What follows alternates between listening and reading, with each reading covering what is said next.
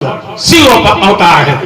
और जब शिव अवतार है तो शिव अवतार ने ही गला काटा और शिव ने जोड़ा, तो क्या अंतर है?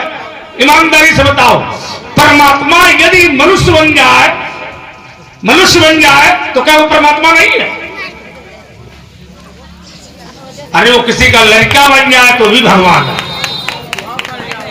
इसका ये अंतर नहीं है। उस अंश और अंशी, देखिए अगुण और सगुण में कोई अंतर नहीं है, निराकार और साकार में कोई अंतर नहीं है। इसलिए अगुण सगुण ने कछु भेजा, फिर भद्र ही शिवत्व है। इसलिए शिव ने ही भेजा, शिव ने ही काटा और शिव ने ही जोड़ दिया, है ना? तो उसको घुमाओ नहीं। ये जो है उन्हीं महात्माओं के सामने घुमाने वाले महाराज नहीं, उल्टी सीधी बातें बंद करो, सीधी सीधी जोड़ो। हाँ, सीधी सीधी जोड़ रही है। अच्छा, अपना काम एक बात केवल हम बोलेंगे, छोटी सी बोलेंगे। जैसे उन्होंने कहा कि शिष्टाचार दमाद करना करो, दमाद पर बढ़िया तुम्हारी तैयारी है।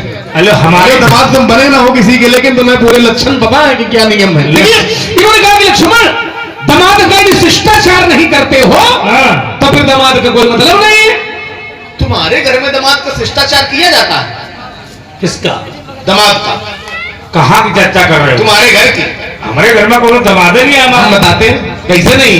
ये पिताजी समझे, अब पिताजी समझे, देखिए पिताजी समझे। तुम्हारे घर में दमाद का कितना शिष्टाचार किया जाता है? लाओ प्रभु, हाँ लाओ, वहीं आ रहे हैं। प्रभु जी के दामाद कौन है? लाओ क्या बताओ? हाँ, अच्छा तुम्हारे बाबा तुम्हारे घर में गुजरे हैं तो प्रवेश कर रहे हैं, उत्तर लाओ जरा। एक प्रभु जी तुम्हारे बाबा है, हले उत्तर। प्रभु जी तुम्हारे बाबा है, ठीक है। और प्रभु जी की पुत्री कौन है? कौन है? प्रभु जी के दामाद कौन है? प्रभु जी के दामाद है भगवान नारायण। प्रभु जी की पुत्री माता लक्ष्मी नारायण को ब्याही है। अब प्रभु जी ने समय पड़ा तो नारायण के घर में जाके नारायण की छाती में लात हो गई। अब रुकना पड़ेगा, इसे थोड़ा रुकिए, बस रुकना पड़ेगा। ईमानदारी से बताओ, ईमानदारी से बताओ। तुमने कहा कि प्रभु की पुत्री है लक्ष्मी, ये तुमने कहा। ईमानदारी से बताओ, लक्ष्मी का प्रागट समुद्र से है। तुम्हें कहा नहीं, कहा भी क्या कथा है? लक्ष्मी का प्रागट्य कहां से है? समुद्र से। 14 रत्नों में लक्ष्मी का भी प्रागट्य है। और ईमानदारी से बताओ, नारायण को ब्याही है, ठीक है? तो ईमानदारी से बताओ, लक्ष्मी का पिता कौन है? सागर के प्रभु? उत्तर करें, उत्तर करें। सागर, क्योंकि सागर से ही जन्म है। सुनो, समुद्र देखो जरा, सागर से चंद्रमा का भी जन्म है। बहुत सुंदर, ठीक है ना? अब देखिए 14 रत्न समुद्र से निकले, ध्यान देना जरा। इन्होंने कहा कि सागर है लक्ष्मी के पिता, भृगु नहीं है। अच्छा एक बात बताओ, समुद्र मंथन में 14 रत्न निकले तो 14 रत्नों में लक्ष्मी जी भी निकली और चंद्रमा भी निकला कि नहीं निकला? लेकिन हमने तो ये जाना है कि चंद्रमा तो अत्रि और अनुसुईया का पुत्र था। हाँ, वो बिल्कुल ठीक है, वो भी था। देखिए सुनिए मेरी बात, चंद्रमा अत्रि और अनुसुईया का पुत्र है, लेकिन समय आने पर यह चंद्रमा समुद्र मंथन से भी निकला। माता लक्ष्मी भृगु जी की पुत्री पहले थी, लेकिन कोई कारण ऐसा बना कि समुद्र मंथन से दोबारा उनको निकलना। कारण मैं बता रहा हूं, आइए जरा। पहले भृगु जी की पुत्री ही माता लक्ष्मी थी। चाहो तो प्रमाण भी हम दे सकते हैं, और देने के साथ बात छोड़ो दिखा भी सकते हैं, सारी व्यवस्थाएं लेके चलते हैं साथ में। आइए प्रमाण लीजिए, समझिए जरा। पहले भृगु जी की पुत्री थी, ठीक है? एक बार ऐसा हुआ कि भगवान नारायण ने अपने एक माला दुर्वासा ऋषि को दी, और दुर्वासा ऋषि ने इंद्र को वो माला दे दी प्रसाद के स्वरूप में। इंद्र ने उस माला का अपमान कर दिया, अपने हाथी को दे दिया, वो हाथी ने जमीन पर पटक दी। तो दुर्वासा जी को क्रोध आ गया, उन्होंने श्राप दे दिया। श्राप ये दे दिया कि तुमने हमारे दिए गए प्रसाद का अपमान किया है, तो मैं तुम्हें ये श्राप देता हूं कि जाओ, स्वर्ग श्री से हीन हो जाएगा।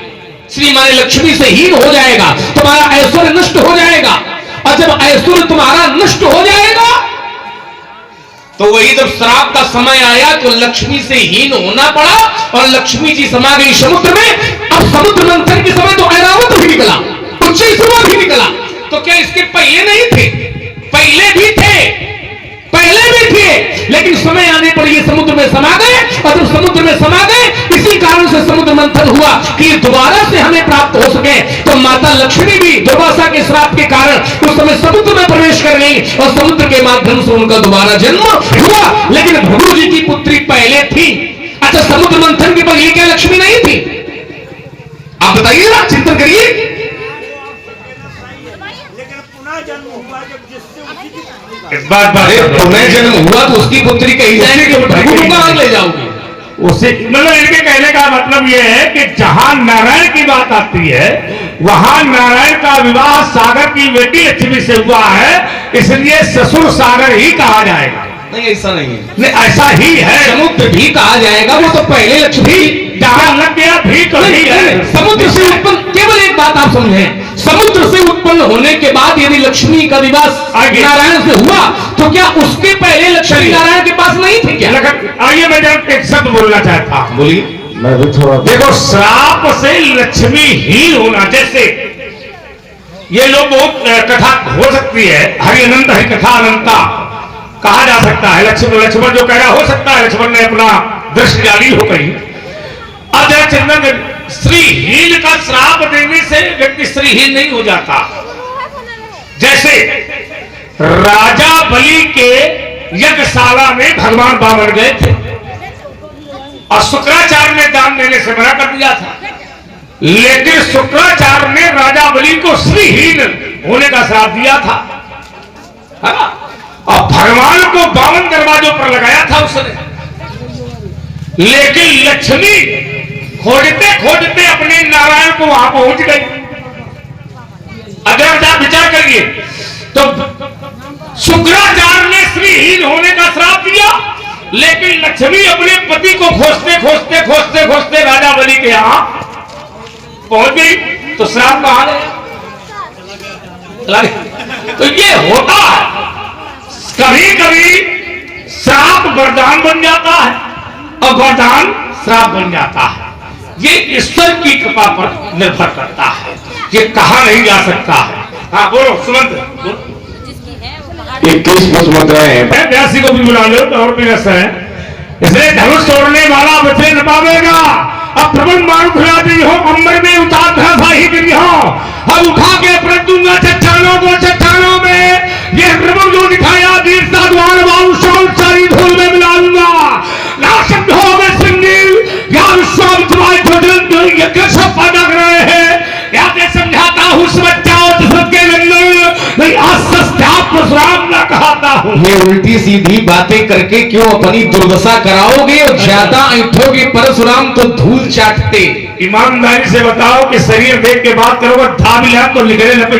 शरीर तो हाथी का बहुत बड़ा होता है, सिंह का उतना बड़ा नहीं होता है। देखिए, लेकिन सिंह हाथी पर भारी भारी तब होता है जब सामने से आवे, तब समझ में आवे। पीछे से मार रहे हैं, सामने ठोक रहे हैं, कहाँ ठोक रहे हैं? सिंह वचन लखन मुस्काने बोले पर सुधरे। देखिए, इससे ज्यादा सामने क्या हो रहा, मेरे मन में भी है भाया है और देखूंगा किसकी मैया ने कितना दूध। अरे बेटे, मैंने भी हठानी है और साफ हो जाएगा कि दूध में कितना पानी है। बात कान खोल के सुन लो, जब लड़ाई हुआ करे तो बेटा ना तुम हमें कहना। काहे कहना? बेटा कह दो कि लड़ाई शांत हो जाएगी। काहे? क्यों भाई? और तुम्हारे बेटा है भी नहीं, और तुम्हारे मुंह से कहलवा लेंगे। देखो तो सही बताना, विश्वामित्र तुम्हारे कौन है? बाबा। बाबा है। तो ग्रंथ के अनुसार विश्वामित्र मेरे कौन है? तो कहा तुम मुनि पिता आन नहीं कौन? विश्वामित्र तुम्हारे बाबा है और हमारे पिता है, तो हम तुम्हारे बेटा हुए।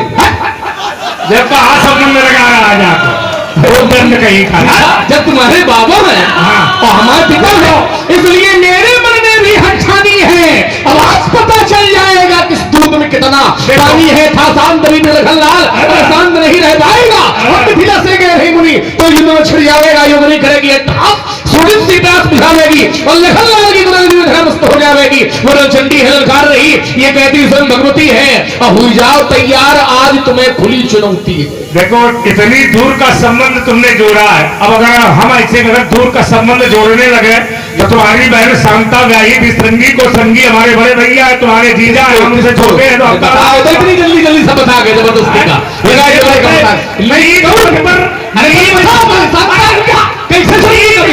तुम चले नीत पद पर तुम चले तो शायद हम तुम्हें छोड़ देंगे और अनीत तुम्हारी। पहले ये तुमने संबंध कौन बताए, हम समझे ना पाए। नहीं समझे। तुमने क्या कहा? नहीं रुको, पहले बताओ। तुमने कहा तुम्हारी बहन शांता, हमारी बहन। अब हम नहीं बताएंगे, एक बार बोलते जो इसका मतलब तुम्हें भय है कि एक बात बताओ मैं। अच्छा चलो सारी बात छोड़ो, शांता किसको भी आई है?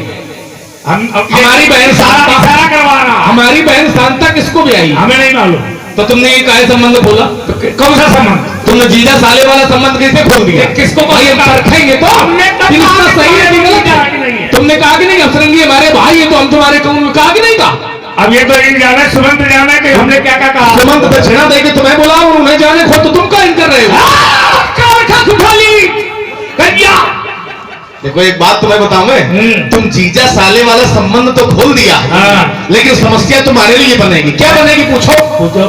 तुम जीजा साले वाला संबंध खोल रहे हो, और मान लो हम प्रणाम करें कि जीजा जी प्रणाम, तो ये गांव वाले सोचेंगे कि परशुराम तो बाल ब्रह्मचारी यही कहां गड़बड़ करेंगे जो जीजा बने भूल। एक तो समस्या ये बनेगी, और दूसरी समस्या ये बनेगी कि तुमने जीजा साले वाला संबंध खोला है। हमारे यहाँ अयोध्या में एक कहावत कही जाती, दीवार बिगड़े आरों से और घर बिगड़े सारों से। तुम घरे चलो, एक एक बात जिज्जी से बताई, तुम्हारी व्यवस्था न कराई, है ना? इसलिए ऐसा संबंध न खोला करो जिसमें समस्या बने। इसलिए कहना हमारा सुना, दोनों कर से कोई उठाओ, लगा कर वार करो, और तेरा चुनौती भूनंदन, तुम चुनो मेरा संहार करो। ये मैया के हो दूत, करो ना देर लगाना तुम, और शीश का ठम्भियों का गुर को जाकर पहनाना तुम। यदि क्रोध अपने प्रलयंकारी और खरा तुम्हारा पानी है, नहीं धिक्कार तुम्हें है परशुराम ये पाई व्यर्थ जवानी है। देखो हम पहले भी तुम्हें एक संबंध बता चुके थे, तुमने उसमें टिप्पणी कर दी, और देखो हमारे ये तैयारी है। देखो लगातार तुमने जो चिंतन दिया है कि हम समाज में ऐसा कहेंगे। देखो जहां व्यक्ति जानता है वहां अगर तुम संबंध खोलोगे तो लोग कहेंगे हटाओ लड़का है, कह रहे होंगे। लेकिन जहां संबंध व्यक्ति नहीं जानता है वहां कहोगे तब सामने वाले की हंसी होती है। संबंध जो जानते हैं वहां हंसी नहीं होती है, जहां संबंध नहीं जानते हैं वहां हंसी होती है। अच्छा ये सरंगी जो हमारे बहनोई है, हमारे जीजा हैं, अब ये तुम्हारे भाई कैसे हुए? ये बताओ जरा। ये देखो तुमने जैसे अब हम कह दे कि विश्वामित्र जी तुम्हारे पिताजी कैसे। हाँ तो वो तो प्रमाण है मेरे पास, मैंने दिया भी। सुन तो लो, प्राण नाथ सुख दो, सुन लो। अरे प्राण सुख दो मारूंगा भाषा कनपटी में भी। सरंगी भाई कैसे? कहाँ है बात, कहाँ लगा रहा है? मोरे नाथ प्राण सुख दो तुम पिता आने के। दशरथ ने इसलिए कहा है कि तुम हो बुढ़ापे की संतान। हाँ अब वो गए हैं मांगने अनुज समेत देव रघुनाथा। बात समझिए, ये वो दशरथ को ठीक से मालूम है कि चौथे पर पायो सुचारी। इधर देख के बात करो। बुढ़ापे की संतान हो, ये दोबारा कहा है जवानी क्या हो, बुढ़ापे की संतान हो। ये बुढ़ापा सब देख न लगाओ, बात न बने। बात क्या बने? ये लोग भी जानते हैं, नहीं वो लोग, ये लोग भी जानते हैं कि चौथे पर पायो सुचारी। भाग सराओ जय ब्राह्मण चलेंगे। अच्छा ये ब्राह्मणों ने कर दिया स्वाहा स्वाहा। अच्छा राजमहल में होंगे कुहा कुहा। अरे वो मर जाता बुढ़ऊना तो कोई दीपक जलाने वाला कोई नहीं था। बात है ना। ये बताओ हम बुढ़ापे की संतान है। चलो तुमने 3 बार ये कहा कि बुढ़ापे की संतान हो। हम बुढ़ापे की संतान है, लेकिन तुम अपनी माता के कौन क्रम पर हो? तुमसे बड़े 4 भाई हैं, तो तुम्हारा क्रम कौन है? पांचवा। माने 5वें क्रम पर तुम पैदा हो। तो हम यदि बुढ़ापे की संतान है और तुम 5वें क्रम पर पैदा हुए हो, तो 5वें क्रम में बुढ़ापा होएगा कि आगे फलवाओगे? ऐसा है, आगे ऐसे शब्दों का प्रयोग न करोगे मर्यादा के। ये ज्ञान नहीं जाएगा तुम्हारा, तो नहीं जाएगा। तरुण और तरुणी में अंतर है। तरुणी नारी युवक मानी जाती है, इसलिए ये बात वहां नहीं लगे। लेकिन दशरथ ने अपने आप को प्रमाणित किया है। उन्होंने कहा है कि चौथे पन पायो सुत चारी। ये प्रमाण दशरथ का है। विचार करिए, अगर हमारे पिता ने ये बात कही होती तो हमारा प्रमाण मान्य होता। लेकिन ये प्रमाण नहीं दे रहे हो कि सरंगी तुम्हारे भाई कैसे? अरे हम बता देंगे तो तुम आगे कोई व्यवस्था बनाओगे। तो कौन इतना बुद्धिमान व्यक्ति है जो अपने पैर में कुल्हाड़ी मारेगा? चलो तुम्हें कम से कम भय तो है कि आगे कुछ पैर में कुल्हाड़ी मार लेंगे। है नहीं है। दुश्मन को कमजोर नहीं समझना चाहिए।